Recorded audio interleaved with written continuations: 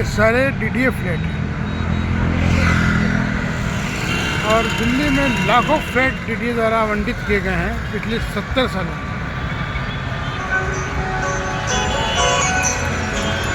और दिल्ली को बनाने और बेहतर करने में डीडीए की भूमिका को हम कभी नकार नहीं सकते।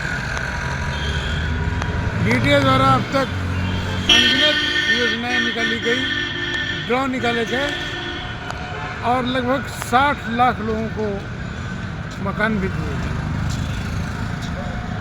लेकिन अब आप सावधान हो जाएं, क्योंकि डीडीए का जल्द ही मकानों के लिए हाउसिंग ड्रॉ होने वाला है। और इस बार के हाउसिंग ड्रॉ बेहद दिलचस्प है, क्योंकि इसमें दिव्यांगों के लिए, विकलांगों के लिए, खिलाड़ियों के लिए, गरीबों के लिए, मजदूरों के लिए भी मकान दिए जा रहे हैं और पूंजीपतियों के लिए भी मकान दिए जा रहे हैं जो करोड़ रुपए भी खर्च कर सकते हैं। मगर सबसे हैरानी की बात यह है कि 1985 में नरेला और उसके आसपास दर्जन भर इलाकों में डीडीए ने जिस फ्लैट को बनाया था, जिसमें एलआईजी भी हैं और एलआईजी भी है और जनता फ्लैट भी है, 40 साल के बाद भी वो सारे फ्लैट 25% ही बिक पाए हैं। और तब से लेकर अब तक डीडीए ने जितने भी ड्रॉ निकाले हैं, सबसे पहले नरेला के वो सारे बदसूरत, बदरंग, बेकार हो गए फ्लैट जरूर उसमें शामिल होते हैं।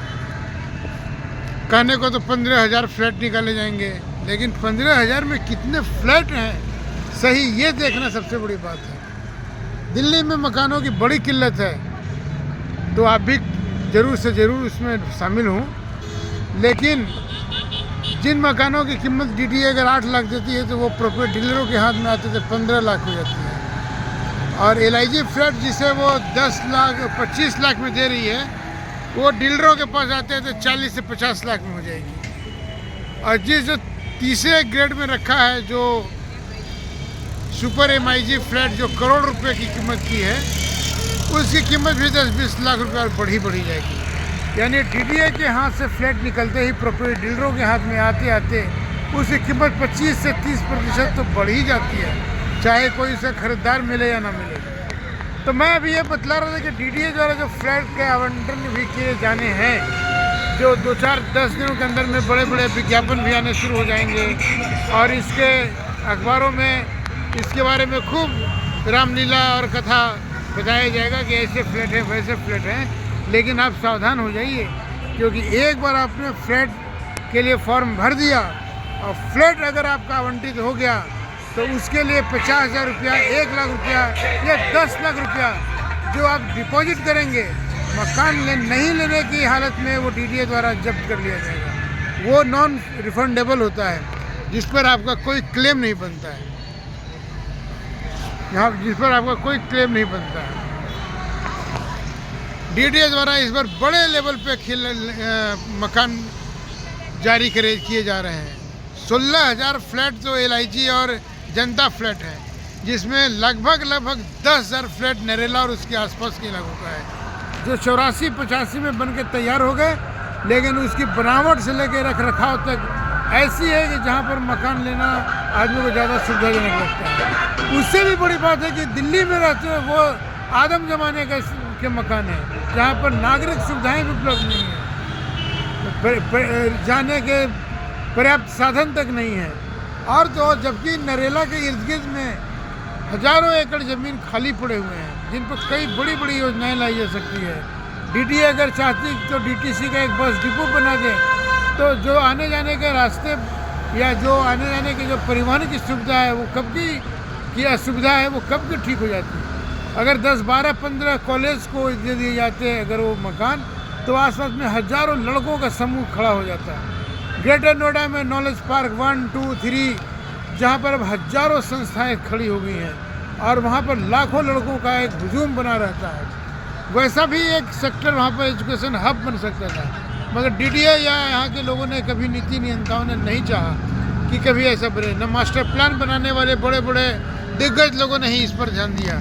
जो ज़मीन आज भी खाली पड़ी है, मगर वहाँ पर ही लगभग 15,000 जो डीडीए के फ्लैट बने हुए हैं, वो डीडीए के सिर के बोझ हैं।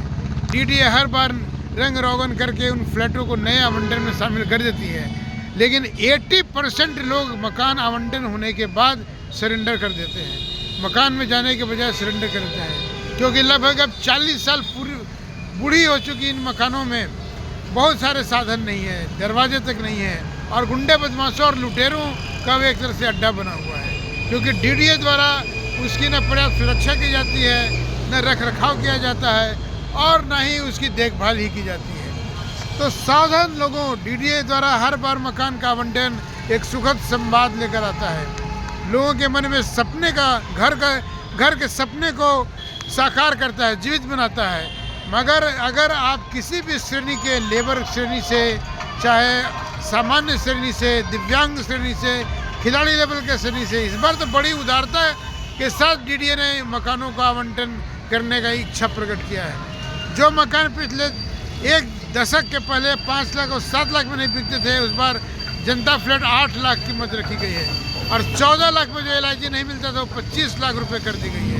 इसके बावजूद नागरिक सुविधाओं का बड़ा अकाल है, क्योंकि वहाँ पर रहते आपको दिल्ली में नहीं बल्कि अपने दूर बिहार, बंगाल, छत्तीसगढ़ के गांव में रहने का एहसास जरूर होगा, जहाँ पर सुविधाओं के नाम पर कुछ भी नहीं हासिल है।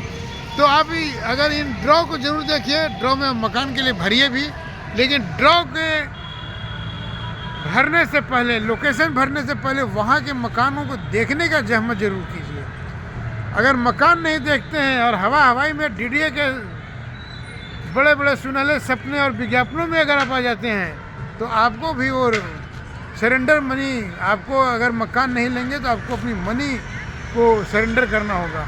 और डीडीए अब तक दर्जनों बार एक मकान जो आवंटित होने के बाद भी लोगों ने नहीं लिया, उस सरेंडर मनी ही उसको लगभग आधे खर्चे को कम कर दिया है। डीडीए भी जानती है कि इन मकानों में 50% मकान सरेंडर हो जाएंगे, इसके बावजूद वो दिखाने, बताने और जतलाने के लिए कि हमारे पास 15,000 फ्लैट खाली हैं, नरेला और उसके आसपास के दर्जन भर जो हाउसिंग प्रोजेक्ट है उसको हर ड्रॉ में शामिल करना कभी नहीं भूलती है, क्योंकि अगर वो सारे ड्रॉ, अगर वो फ्लैट भर जाएंगे तो डीडीए हर साल मुश्किल से 500 फ्लैट भी नहीं बना पाती है या नहीं बना रही है, क्योंकि डीडीए अब पहले जो निम्न आय वर्ग के लोगों के लिए मकान बनाती थी उसकी भी प्राथमिकताएं बढ़ गई है।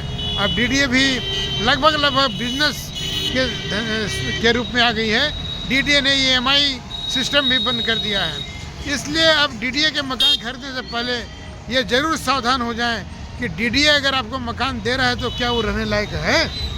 अगर रहने लायक अगर मकान है, लोकेशन अच्छा है, तो निसंदेह प्रॉपर्टी डीलरों के चंगुल से बच जाएंगे और वो मकान आपको इससे सस्ता और कोई नहीं दे सकता।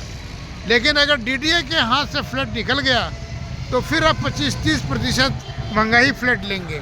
तो यहाँ पर आप सावधान हो जाएं कि यदि डीडीए के ड्रॉ में आपको शामिल होना है और फ्लैट का जो भी लोकेशन भर रहे हैं, तो भरने से पहले इन मकानों को देखना ज़रूर शुरू कर दीजिए या देख लें, ताकि आपका अगर आवंटन लॉटरी में आपका मकान आता है तो आपका पैसा न डूबे, आपको तब पछतावा न हो कि काश हम इस लॉटरी ड्रॉ में नहीं भरे होते। क्योंकि डीडीए का लॉटरी एक तरह से धोखा होता है, जिसमें सैकड़ों लोग इस जाल में फंस करके सरेंडर करते हैं और सरेंडर करने के सिवा उनके पास कोई चारा भी नहीं होता है। डीडीए के फ्लैट पहले जितने मजबूत और दशकों तक चलने वाले होते थे वो दूर की बात है। डीडीए भी अब निजी बिल्डरों की तरह ही मकान बनाती है, जिसमें कभी किसी फ्लैट में ऊंचाई कम होती है, किसी में नीचाई कम होती है, और तमाम क्वालिटी एंड कंट्रोल होने के बाद भी क्वालिटी और कंट्रोल पे वो पालन नहीं कर पाती है। तो डीडीए के मकानों के हसरत को पूरा करने के पहले मकान को देखना ना भूलें, तभी मकान की हसरत मन में पालें, तभी डीडीए आपके लिए बेहतर मकान का विकल्प दे सकती है। अन्यथा घाटे का सौदा है और आप ठगे भी जा सकते हैं। दिल्ली से मैं एनाम।